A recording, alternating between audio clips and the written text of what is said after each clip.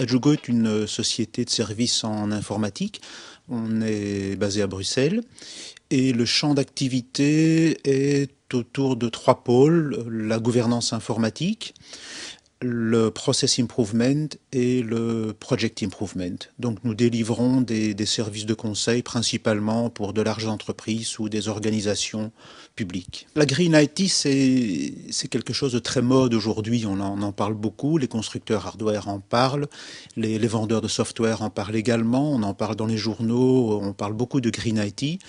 Il n'y a pas de définition aujourd'hui exacte du Green IT. On peut dire que c'est mettre en œuvre tout ce qui est possible pour diminuer l'empreinte environnementale de l'informatique. Nous avons une approche plutôt de dire qu'on ne peut pas faire les choses convenablement si on n'a pas mis de stratégie au point, si on ne mesure pas et si on n'a pas de gouvernance de cette chose. Les incitants, ils sont internes et externes. Au niveau des incitants internes, on a parfois, et même de plus en plus les employés eux-mêmes, qui se disent: tiens, j'ai une fibre écologique à la maison, j'aimerais bien reproduire ça ou retrouver ça au sein de mon entreprise. Il y a également des incitants qui viennent du politique ou des actionnaires, si on parle plus d'entreprises privées, qui se posent des questions et qui se disent: au niveau de la gestion du risque de mon entreprise ou de mon organisation, que dois-je faire à propos du Green IT?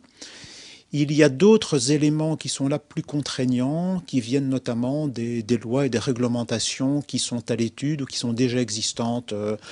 Je pense par exemple à Récupel. On remarque lors de missions que beaucoup de choses se passent au niveau opérationnel, au niveau Green IT par exemple, mais qu'il n'y a pas de sensibilisation suffisante au niveau transversal et il n'y a pas non plus de reprise de ces éléments opérationnels dans un cadre plus large qui serait intégré avec la stratégie environnementale de l'entreprise. Donc ça, c'est un des premiers freins. C'est lié, je crois, à notre culture.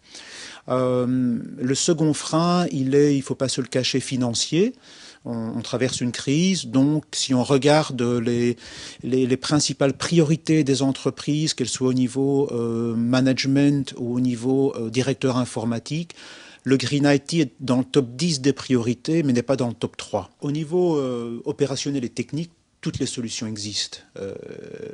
Un frein au niveau technique peut être le débit insuffisant des réseaux Internet. Si en cas d'épidémie, par exemple, ou en cas de grève, on remarque que le télétravail fonctionne pas très bien, mais ça c'est lié purement au niveau du tuyau qui ne suffit plus. Mais le frein principal, c'est qu'il n'y a pas aujourd'hui d'encadrement légal par rapport au télétravail. Un deuxième frein, c'est la mentalité et la culture. Donc le télétravail dépend assez fort de la taille de l'entreprise, de sa culture, de la mentalité de la direction.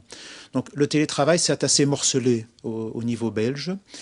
Et il faudrait qu'il y ait des commissions ou une commission qui se mette en place, qui réunissent les partenaires sociaux, par exemple, les syndicats, le Agoria ou d'autres organisations, pour mener à bien une politique plus générale de télétravail.